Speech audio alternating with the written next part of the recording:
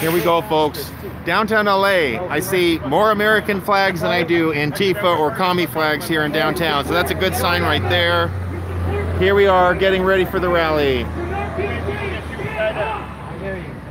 Absolutely.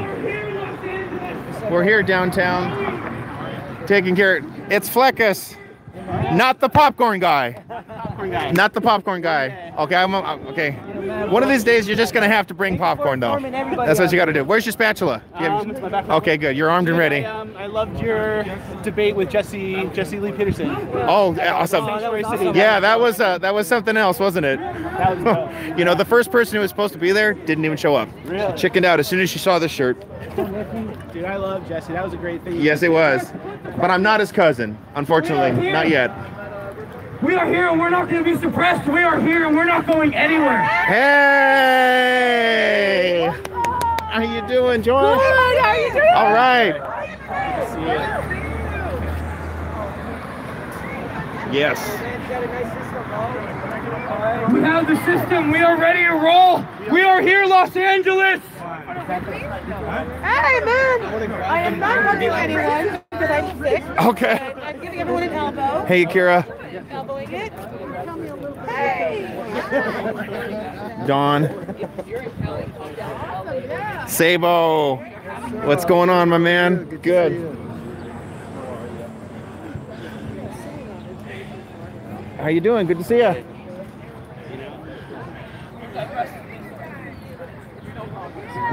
I'm thinking I put on the bunch of them too. But we can basically meet anywhere. Oh yeah, we can be anywhere. Our First Amendment is not controlled by the U.S. government. The First Amendment is controlled by the United States people. We the people have the control. We have the say what politicians are elected.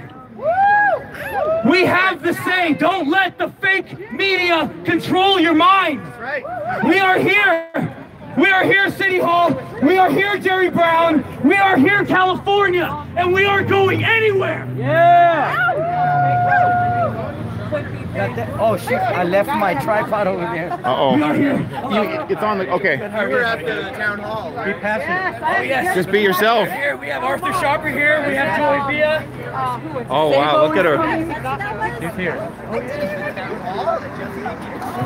She's so down to earth, I love it. We've got Ari over here. Sorgenti, what's going on? Right now, me? Little me? All right, guys, we are here with Ari David from the Ari David Show. He's a good guy. He's a funny guy. Please give him your attention. What's it called? Hi, I'm Ari David. Drew asked you to give me your attention, so give me your attention. Have your attention. Give a round of applause for America.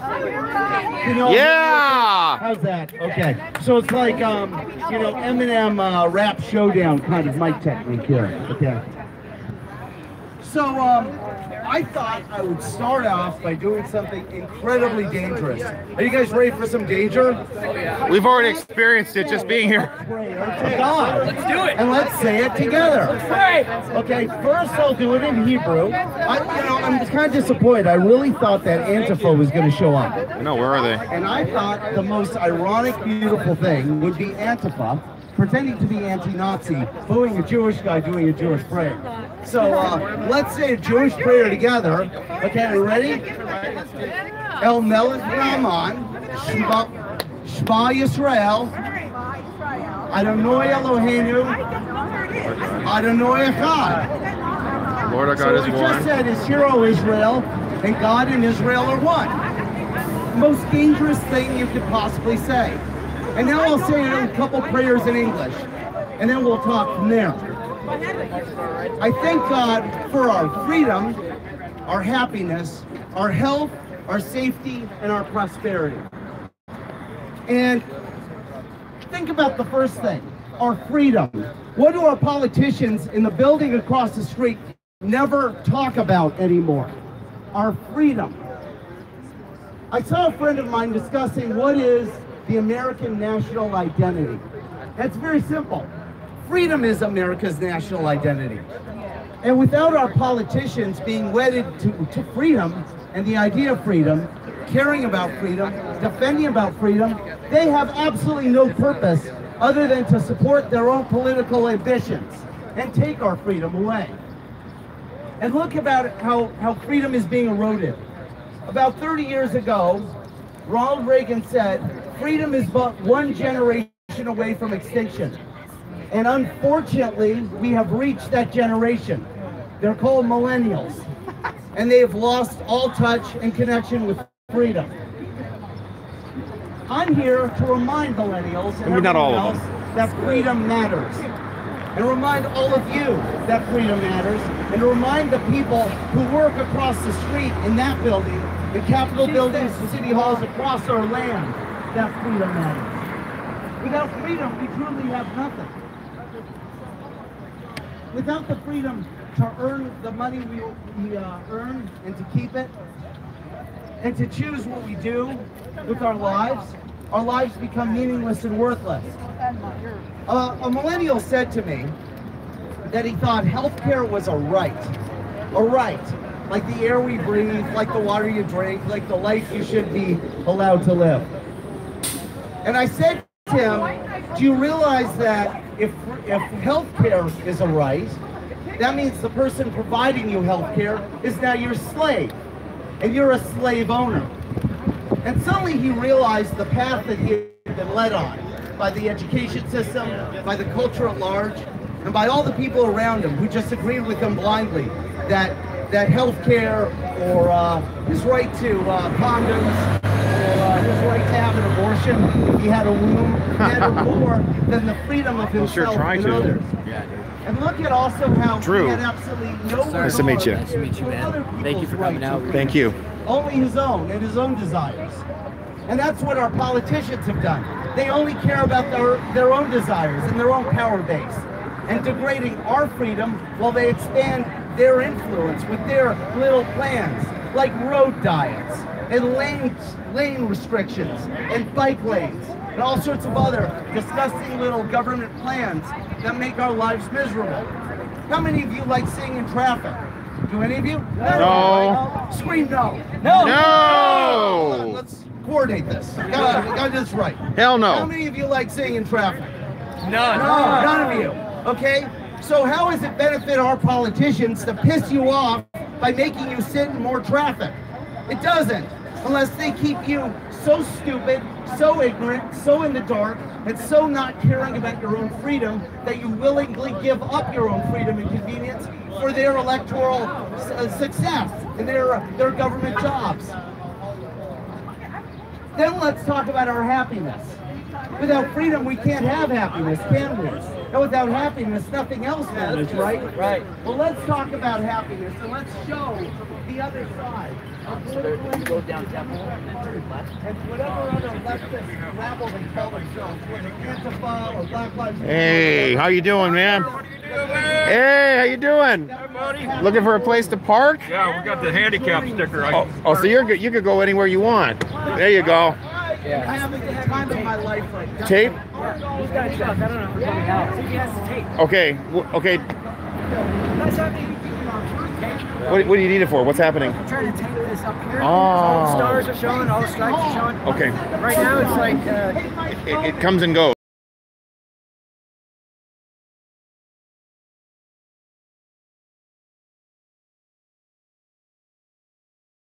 I got some problems with you people, and I'm really pissed off.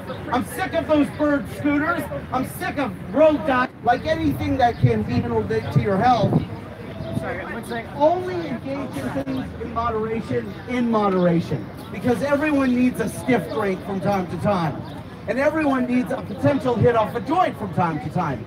The irony is that, and I read this in the news, apparently the marijuana legalization tax base isn't as lucrative as the Democrats promised it No would kidding. be, right? So what that means is the Democrats are miracle workers. They did the impossible. They ruined pot. Congratulations, Democrats. You did the impossible. You ruined what is, for most irresponsible people, impossible to ruin. Hey. Now, I'm not a supporter of pop. Hey, how are I you? don't want stoned people my on problem. scooters and bike lanes going around, but I didn't think anyone would ever ruin it. Now, the next freedom that we pray for is our safety. Has anyone noticed, like I have, that crime is exploding in our city? Have anyone noticed that homelessness is exploding in our city? Have you seen the piles of garbage all over our city? Isn't it stunning that in this city that used to be so clean, Woody Allen in the movie Annie Hall said, you know why LA is so clean? Because we take all of our garbage and turn it into TV shows. It's turned into one of the most dangerous and filth-ridden cities ever. This is Southern California. How do you ruin this? You elect those people, that's how. Well, anyway, our safety is important, and those people have forgotten about it. And how can we enjoy our freedom if we're not safe from crime, from wretchedness, from dereliction, from the piles of homeless trash full of needles and excrement that we can step in or have our kids get hepatitis from? And then we come to our prosperity. And again, those people in that building from the Democrat Party and in buildings like those across the land are stealing our prosperity. They're stealing it from our kids in our school districts and the public school programs. They're stealing it by having excessive confiscatory taxes that are levied against us every day. They're stealing it from having business climates where it makes it impossible to succeed. We need to get rid of our mayor. Exactly, ma'am. But we don't want to get rid of him by having him become president. That would be counterproductive. I'd rather keep him here than send him there, of course. Yeah. Oh, no, that's too good for him. You have to work hard. Eric Mirgar said he would have to work hard and show industry and intelligence to work at McDonald's, whereas he'd find himself out on his ass after a couple fry later shifts. The other part of my prayers that I'm going to say now might even be more dangerous, is I'm going to pray for, you want me to stand up there? Hold on. They've prepared my podium.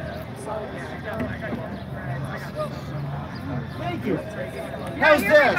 Is this a commanding position? Well, that's much better. Now this is the way you redress grievances, right? This is our First Amendment rights. I also pray to God to protect us from the Democrat Party, the dangerous, poisonous, dishonest bullies in the mainstream media, the K-12 public education system and all of its corruption, the college education and all of its decadence and filth, and Planned Parenthood, the baby murder bills, what I like to call the Democrat Party's version of Auschwitz. How ironic they have a group like Antifa protesting against Nazism while the Democrat Party is running around running a network of death camps across our country. And I want to state a dangerous and simple fact. This is good. Abortion forceps in the last 4 hours have killed more babies and more children in this country than AR-15s have in the last year. Yeah! Whoa. I call for abortion control now. That's right. I call for the banning of abortion forceps now. If you don't want an unwanted pregnancy, don't do the things that you learned in sex ed class, assuming you learned anything in sex ed class that teaches you to have a baby. I'm not going to outline that here. This is a family broadcast, but you can use your imaginations. You're smart people. Now let's take those one by one. Please protect us from the Democrat Party. The Democrat Party is the most dangerous entity in the world today. The Democrat Party, without its complete inaction and anti-American activity, is the reason that dictators and tyrants across the world thrive.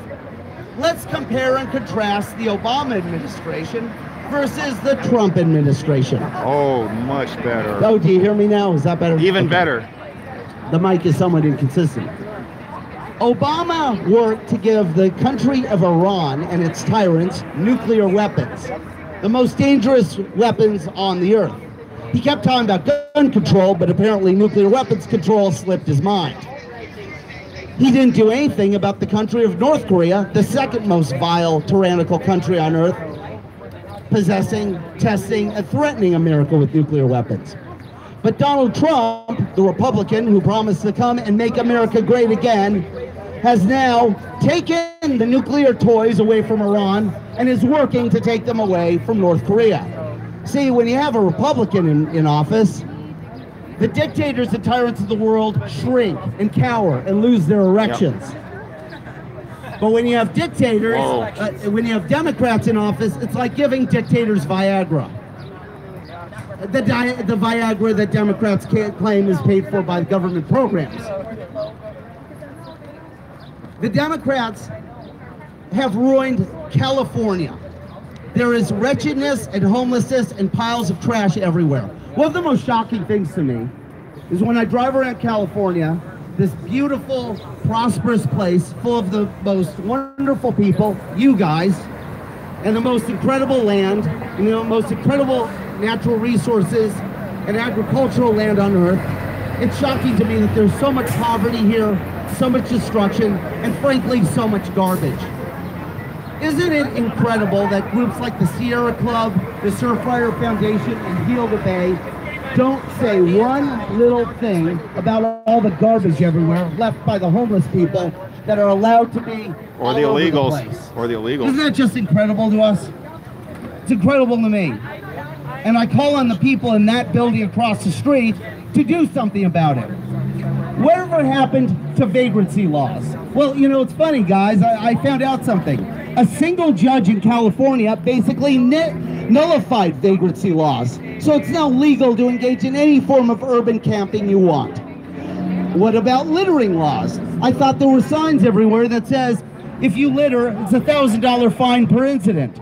Well, apparently not, because everywhere I see homeless Obamaville camps under freeways or on streets, these tent cities, I see piles of garbage everywhere.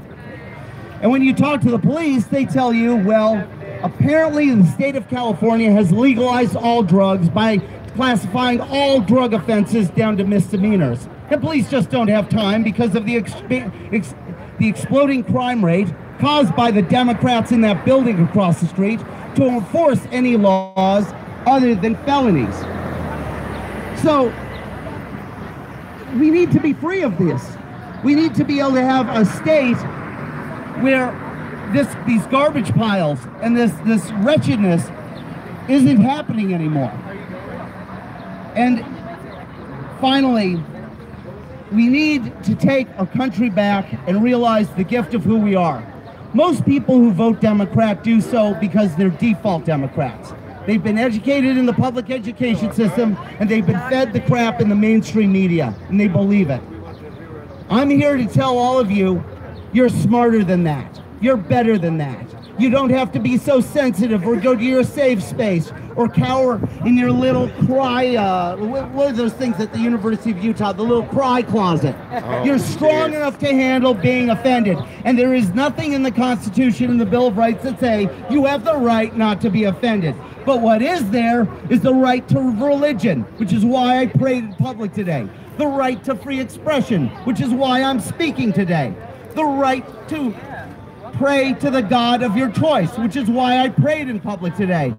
And the right to defend yourself, which is what is happening to the schools where there's shootings, where we're not allowing our students and our teachers to defend themselves as it's outlined in the Second Amendment. Guys, I want to thank you for letting me speak today. You're awesome. The people in that building, you better be listening, because we are coming for you on June 5th, 2018, and we will be coming for you again.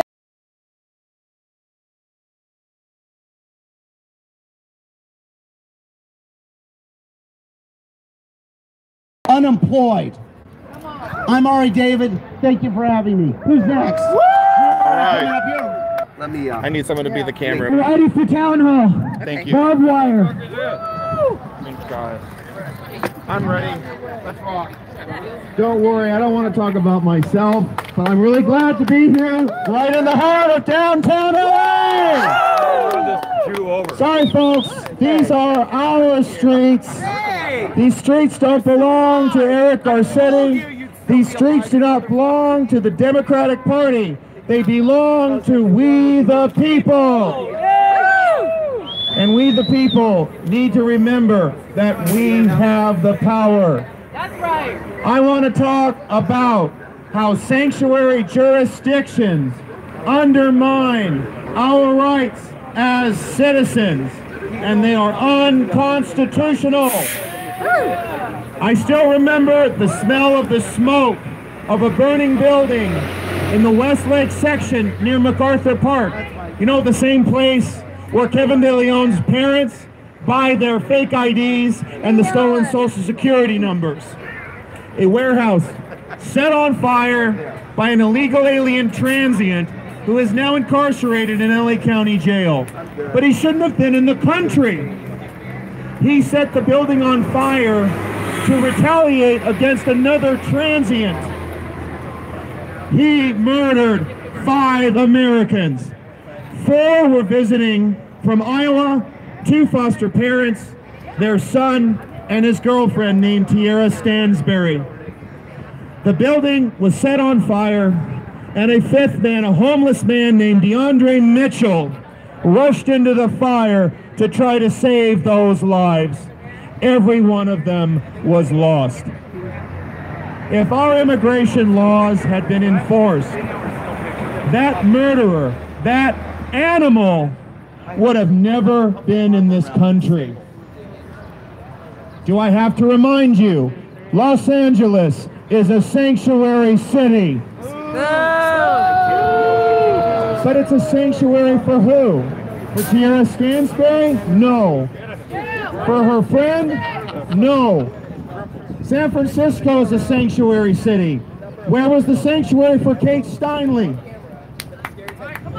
Where was it? And here on my shirt, I wear the memorial for Ruben Morphine, 13-year-old boy who was murdered by an illegal alien gangbanger, executed. What was Ruben's crime? He said to the gangbanger, "I am an American." That was Ruben's offense. I don't apologize for being an American. And being an American and being a citizen is something none of us should apologize for or have to defend. So we have sanctuary cities are clearly unlawful, immoral, dangerous. But most importantly, they are unconstitutional. Our Constitution begins with we the people. We the people does not mean we the government. It doesn't mean we the bureaucracy. And it sure doesn't mean we the illegal aliens.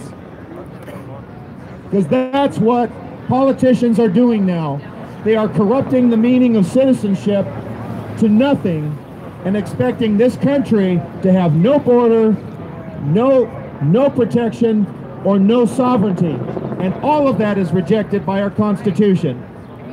Let's dispel a myth right now. Our Constitution speaks clearly about immigration. Article 1, Section 8. Naturalization. That's the key word. And that speaks of everything from how people come into this country, how they can stay in this country, and how they can become a part of this country. That's everything. That's not just waiting in line to get the final paperwork. Our Constitution is clear. We, the people of the United States, get to decide who comes in, who gets to stay, and who gets to be citizens. So that right away, it gets rid of this 10th Amendment argument that every state and local jurisdiction can do what they want to because immigration isn't addressed. Yes, it is. So that's gone right there. My goal in speaking today is to every one of you, how you respond when people want to defend sanctuary, or what I like to call outlaw jurisdictions. So, it's the federal government that defines immigration, how people come in, how they stay, and how they become citizens. So that means cities like Los Angeles and states like California do not get to dictate policy on immigration. Come on! Come on! That's something that Congress gets to do. So that's the first thing. It is unconstitutional for the Sacramento Democrats to decide what goes and what stays on immigration. They are wrong right there. But I had a few people who showed me another section of our Constitution, which I have to admit I'm not as informed about as I should be, that all of us need to be informed on. Article 4, Section 4. Our federal government is a responsible agency to ensure a Republican form of government in every state, and to protect every state from foreign invasion and domestic insurrection. I can't think of anything that better qualifies as a foreign invasion than the rampant illegal immigration that pours across our borders, that overstays the visas, which endangers our communities, and ultimately murders our citizens. The state of California, the city of Los Angeles, the city of San Francisco, they are all in open defiance of Article 4, Section 4, because they protect illegals, they protect foreign invaders, instead of our citizens. Last of all, our Constitution, our federal laws, they are the supreme law of the land. That's Article 6, Section 2. That even overcomes state constitutions. I don't care how many initiatives they may pass in the state of California. They have no right, they have no legal authority to take over illegal immigration. Sanctuary cities are immoral, they're dangerous, they are, most importantly, unconstitutional. We have a moral right and responsibility to challenge every elected official, whether they are pro-sanctuary city or whether they admit in private that they're against them. They need to come out publicly, every single one. And this movement against SB 54, it didn't start in Los Alamitos. It started in North State, Tehama and Siskiyou counties, sections of this state which have been so ignored and so forlorn. I was there. I met with the activists. I spoke with the elected officials who unanimously opposed SB 54 and declared that they would allow federal immigration and federal law enforcement to cooperate, work with, and work in their counties. This is a movement that isn't just in Southern California, but we recognize Los Alamitos. They passed the ordinance taking on every legal precedent which did nothing, while our state was thumbing their noses at Washington, D.C., and more importantly, our Constitution, and most importantly of all, at our rights and our status as citizens. We need to take this sanctuary city fight very seriously and personally. When they attack the rule of law, when they undermine the founding charter of this country, they attack you, they attack me, and they dishonor the memory of an average of 25 Americans a day who have been murdered by illegals, the 62,000 Americans murdered since 9/11 by illegal aliens. And we cannot stand by and allow that. This is our government. These elected officials, they work for us. We don't work for them. We don't ask them to listen to us. We tell them what they need to do. And they have an oath to uphold. Our United States Constitution to uphold and defend. And that includes our rights, our citizenship, our sovereignty as Americans. And what I want to say to everyone who listens in Los Angeles and every blue section of the state of California, this is a movement that isn't just springing out in Orange County. This is a movement that's come to Los Angeles County, Santa Clarita, Glendora. We have cities in the South Bay, which is my home, which are starting to rise up against this lawlessness.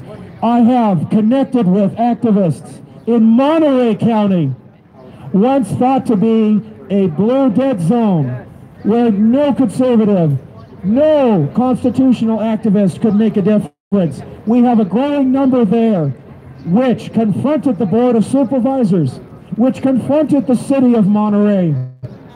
And just think, 200 miles away, on Pier 14 in San Francisco, Kate Steinle was murdered. Salinas, California is the county seat for Monterey County, and it has become the murder capital of the state of California. Not Compton, not Watts, but Salinas, where gangbangers from foreign countries have infiltrated and oppressed the citizens in that city. And to hear the pain of people like Dawn Jones, who is the head of the Monterey Coalition, say to her elected officials, I don't feel safe. I can't walk down the street anymore in my city. As Ari David had said, why does government exist? To protect our rights. That includes life as well as liberty and the pursuit of happiness. How can you have life or liberty if you can't even walk down the street in your own city? As I said before, sanctuary cities are an attack on every citizen in the state of California and across this country. But this is a fight that we are winning. As of now, 10 counties have opted out, from Siskiyou down to San Diego. We have activists in the Inland Empire, in Imperial County. We have activists rising up in the East Bay area. I met with some of them in Monterey earlier this week. This is a fight that we can and will win. This is a fight that has been going on from the moment that our state legislature took an oath with one hand, but passed this lawlessness with the other. All of us as citizens must understand, just as liberty is one generation away from dying, our citizenship is one generation away from being eroded, diminished, and ultimately discarded. I refuse to be a second-class citizen in my own country. I refuse to see one more shirt produced to commemorate one more American citizen murdered by a foreign national who should have never been here. I urge every one of you, you want to make this fight come to your city, you talk to me. You want to see your city, your county take a stand against this lawlessness, talk to me. Talk to LA County for Treb. We have a record of victory up and down this state. But above all, we must understand our goal is to enforce, to ensure, to enhance our United States Constitution, our charter, which recognizes our God-given rights. This is a country that was founded on "In God We Trust," "E Pluribus Unum," and liberty. These are three foundational principles that no other country can claim. And we, the people of the United States, can and must fight to ensure that our government, which comes from us, protects those rights, secures our borders, and ensures that we, the people, can keep our states and our cities accountable with the powers delegated to them. One more time, our Constitution begins with we the people of the United States, we the people. And at the end of the 10th Amendment, it says to the people. It begins with the people, it ends with the people. So it falls to us. And this can be another launching pad to ensure that every voice, that every elected official in the state of California understands that we expect them to protect our rights, to uphold their oath of office, and to restore and recognize and renew the rule of law. It's we the people. That means we the citizens, not we the illegal aliens. Thank you so much for having me be here. If you can inspire one more to join our fight, that makes the difference. We're not alone, folks. Let's hit the streets. Let's hit the city councils. Let's hit the county boards. Let's remind them who's boss. Thank you so much.